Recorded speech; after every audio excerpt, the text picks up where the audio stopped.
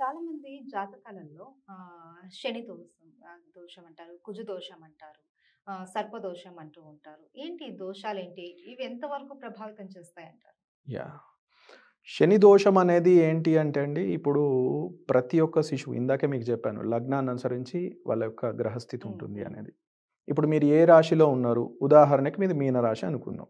ఇప్పుడు శనీశ్వరుడు ఉన్నది కుంభరాశిలో ఉన్నారు. హ్మ్.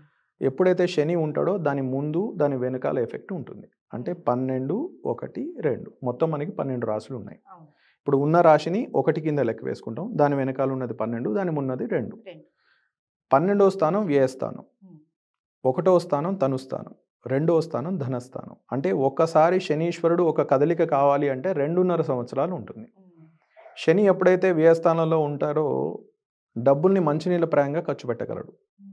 కాబట్టి ఎవరైనా ఇప్పుడు ఈ ఖర్చవుతుంది మాలాంటి వాళ్ళని అడిగినప్పుడు మేమేం చెప్తామంటే ఏదన్నా ఒక ఆస్తి పరంగా గానీ, భూపరంగా గానీ లేదా వస్తు రూపంలో ఉంచుకోండి. డబ్బు మాత్రం ఉంచకండి అని చెప్తాం. హ్మ్. ఆ సమయంలో ఏం జరుగుతుంది అంటే వారి యొక్క డబ్బు ఏదైతే ఉందో అన్యాక్రాంతం జరుగుతుంది. హ్మ్. అంటే ఎవరో ఒకళ్ళకి ఇస్తే వాళ్ళు తిరిగి ఇవ్వకపోవడము, లేదు ఒంట్లో బాగోక దాన్ని ఖర్చు పెట్టడము, ఇంకొక రూపంలో ఏదో ఒక రూపంలో వారికి మాత్రం సక్రమమైన ఖర్చు ఉండదు. హ్మ్. మంచినీళ్ళ ప్రాయంగా ఖర్చు పెట్టాలి. అవును. కాబట్టి ఇది జేయిస్తాం. రెండోది నెక్స్ట్ తనుస్థానం అంటే శరీర భాగంలో.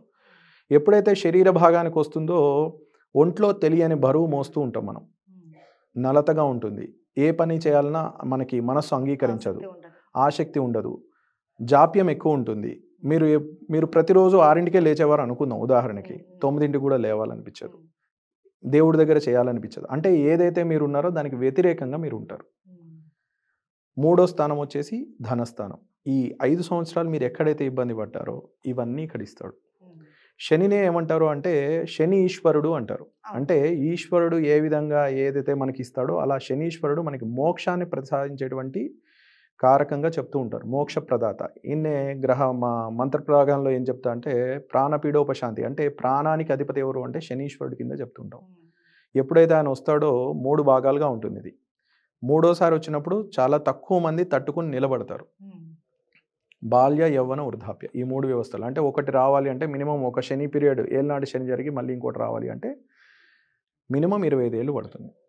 ఈ మధ్యలో వస్తూ ఉంటుంది. దాన్నేమంటారంటే 2.5 ఏళ్లే ఉంటుంది. అర్ధాష్టమ శని. 4గో స్థానంలో శని ఉండడం. మాతృస్థానంలో శని ఉండడం. హ్మ్. మాతృస్థానంలో శని ఉన్నప్పుడు జరిగేది ఏంటంటే మన మాతృవర్గీకులు ఎవరైనా ఉన్నట్లయితే వారు ఇబ్బంది పడ్డం. లేదా మన తల్లిగారికి కొంచెం ఇబ్బంది ఉండడం. అదే అమ్మాయిలు ఉన్నట్లయితే వారి మాతృత్వానికి సంబంధించిన కొన్ని ఇబ్బందులు కలగడము. హ్మ్. నెలసరి సరిగ్గా ఉండకపోవడము. హ్మ్.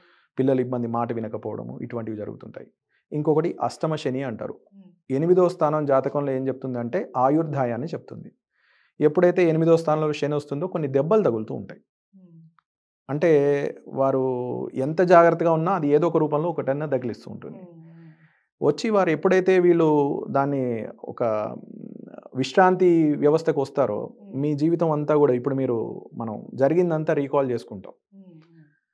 మనం ఆలోచించుకోవడానికి, పునరాలోచన చేసుకోవడానికి ఇవన్నిటి గూడా శని ఇస్తూ ఉంటాడు. అంటే మనం అందరం ఎలా ఉంటామంటే నాది అనేటువంటి మాయలో బతుకుతూ ఉంటాం. అవును. నీది ఏది, నీది కానిది ఏది చూపించాలంటే శనీశ్వరుడు రావాలి. హ్మ్. అది శని ప్రభావం ఉంటుందండి. ఇక కుజదోషం గురించి మాట్లాడుకుందాం. కుజదోషం అనేది ఏంటి అంటే, కుజుడు భూమికి సంబంధించినటువంటిది హ్మ్. కారకుడు. రెండోది కుజదోషం ఉన్నట్లయితే, కుజదోషం ఉన్న వాళ్ళనే పెళ్లి చేసుకోవాలనే సామెత ఉంది. హ్మ్. లేనట్లయితే ఇబ్బంది ఉంటుంది. కుజుడు ఏంటి అంటే జాతకంలో లగ్న స్థానము, ద్వితీయ స్థానము, చతుర్థ స్థానము, సప్తమ స్థానము, అష్టమ స్థానము, వ్యయ స్థానము. అంటే హ్మ్. ఈ భాగాల్లో అంటే జాతకంలో ఒకటో స్థానంలో ఉందనుకోండి ఫిజికల్ బాడీలో ఇబ్బంది ఉంటుంది. హ్మ్. 2లో ఉంది డబ్బు నిలబడదు. ధనస్థానంలో కుజుడున్నాడు. డబ్బు నిలబడదు. హ్మ్. 4గో స్థానంలో ఉంది. మాతృత్వం ఉండకపోవచ్చు. హ్మ్. మాతృకారకుడు కాబట్టి. హ్మ్. 7లో ఉంది. ఏడో స్థానంలో ఉంటే ఏంటి అంటే వివాహం. ఏడో స్థానము అబ్బాయిలకైతే వాళ్ళు చేసేటువంటి వృత్తిని, ధర్మపత్నిని సూచిస్తుంది. అదే అమ్మాయిలకొచ్చేసి వృత్తిని సూచిస్తుంది. ఎనిమిదోది ఆయుర్దాయం. ఇద్దరు అష్టమ, కుజుడు ఇద్దరు ఉన్నట్లయితే వాళ్ళిద్దరిలో ఎవరో ఒకళ్ళు ఇబ్బంది పడుతుంటారు హెల్త్ పాయింట్ ఆఫ్ వ్యూలో. హ్మ్. దాన్ని ఇండికేట్ చేస్తుంది. 12థ్ హౌస్ వచ్చేసి వ్యయస్థానం. వారు సంపాదిస్తారు గానీ వాళ్ళకి ఏది ఉండదు. అంటే డబ్బున్నా ఇల్లు కొనుక్కోలేరు. హ్మ్. ఏది అన్వించలేరు. అది కుజదోషం ఉండడం వల్ల జరుగుతుంది. ఇది పురాణాల్లో ఎలా చెప్పబడిందంటే సతీ వియోగం. పరమశివుడికి సతీ వియోగం జరిగింది ముందు. సతీదేవి స్టోరీ మీరు వినే అవును. ఉంటారు. అవును. ఆ సతీదేవి వియోగం తర్వాత శివుడు ప్రళయతాండవం చేస్తున్నప్పుడు శివుడి ఒంటి మించి ఒక చెమట బిందువు భూమి మీద పడుతుంది. హ్మ్. ఆ చెమట బిందువే అంగారకుడు. ఉమ్, 6 శిరస్సులు ఉన్నటువంటి ఈయన శిశువుగా జన్మిస్తాడు. అదే భూమి. అందుకే క్షేత్రపాలకుడు పృథివి. ఈ 2 కూడా అధిదేవత, ప్రత్యదేవతలుగా ఉంటారు. కుజుడు అంటే శివుడికి ఆ కుజదోషం ఉండడం వల్లే సతీ వియోగం జరిగింది అని చెప్తారు. అంటే ఇది ఒక మళ్ళీ మనం సబ్జెక్ట్ వేరే వెళ్తాము. కాబట్టి ఆ సాక్షాత్తు పరమశివుడు అంతటి వారిని కూడా వదిలిపెట్టలేదు. కాబట్టి మనం మానవ మాత్రులం. కుజదోషం ఉన్నట్లయితే ఎప్పుడైనా కూడా ఇవన్నీ జరుగుతూ ఉంటాయి. అందుకని మనకు తెలిసినంత వరకు కుజదోషం ఉన్నప్పుడు జరిగే ఇబ్బందులు ఏంటంటే, మన ఇంట్లో ఎవరైనా ఆడ శిశువు అంటే గర్భస్థుగా ఉండి గతించిన, లేదు ఎవరైనా వివాహం కాకుండా ఆడవాళ్ళు కాలం చేసిన, మనం ఎవరికైనా డబ్బు ఇవ్వాల్సి ఉండి ఇవ్వకపోయినా, ఇవన్నీ కూడా కుజదోషం కింద మారుతూ ఉంటాయి. ఓకే. అది ఎవరిదైతే ఉందో నెక్స్ట్ వాళ్ళకి వంశపారంపర్యంగా వస్తూ ఉంటుంది. నెక్స్ట్ వచ్చేసి సర్పదోషం గురించి మాట్లాడుకుందాం. రాహు మాతృవర్గీకుల్ని సూచిస్తూ ఉంటాడు. కేతు వచ్చి పితృవర్గీకుల్ని సూచిస్తూ ఉంటాడు.